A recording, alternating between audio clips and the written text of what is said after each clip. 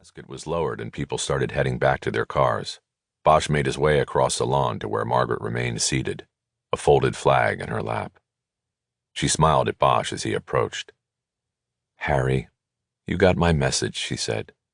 "I'm glad you came." "Wouldn't miss it," Bosch said. He leaned down, kissed her cheek, and squeezed her hand. "He was a good man, Margaret," he said. "I learned a lot from him." "He was," she said, "and you were one of his favorites. He took great pride in all of the cases you closed." Bosch turned and looked down into the grave. John Jack's box appeared to have been made of stainless steel. "He picked it," Margaret said. "He said it looked like a bullet." Bosch smiled.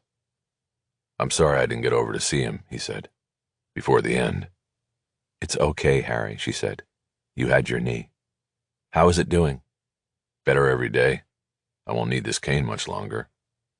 When John Jack had his knees done, he said it was a new lease on life. That was 15 years ago. Bosch just nodded. He thought a new lease on life was a little optimistic. "Are you coming back to the house?" Margaret asked. "There is something there for you. From him." Bosch looked at her.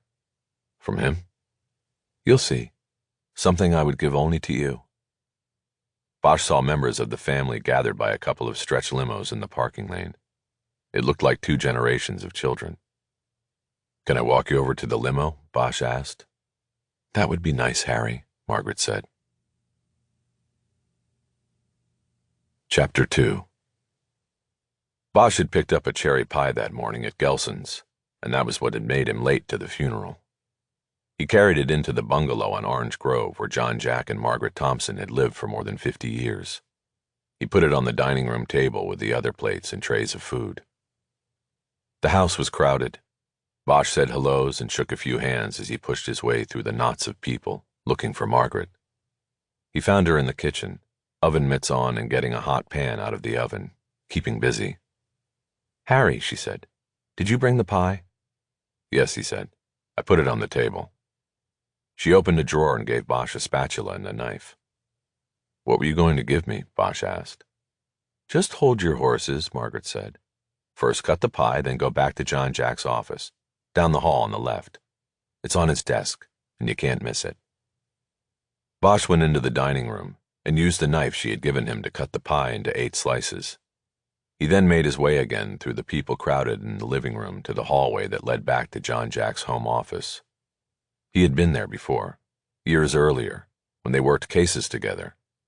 After a long shift, Bosch would often end up at the Thompson house for a late meal prepared by Margaret and a strategy session with John Jack.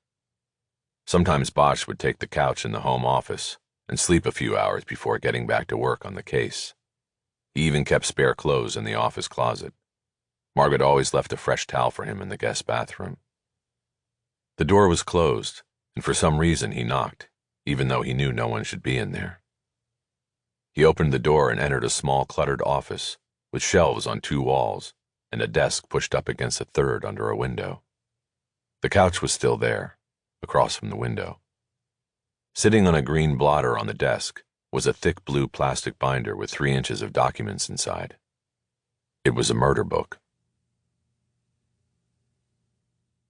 Ballard. Chapter 3. Ballard studied what she could see of the remains with an unflinching eye. The smell of kerosene mixed with that of burned flesh was overpowering this close, but she stood her ground. She was in charge of the scene until the fire experts arrived. The nylon tent had melted and collapsed on the victim. It tightly shrouded the body in places where the fire had not completely burned through. The body seemed to be in repose, and she wondered how he could have slept through it. She also knew that toxicity tests would determine his alcohol and drug levels. Maybe he never felt a thing. Ballard knew it would not be her case, but she pulled out her phone and took photos of the body and the scene, including close-ups of the overturned camping heater, the presumed source of the blaze. She then opened the temperature app on the phone and noted that the current temperature listed for Hollywood was 52 degrees. That would go in her report and be forwarded to the fire department's arson unit. She stepped back and looked around. It was 3:15 a.m., and Cole Avenue was largely deserted.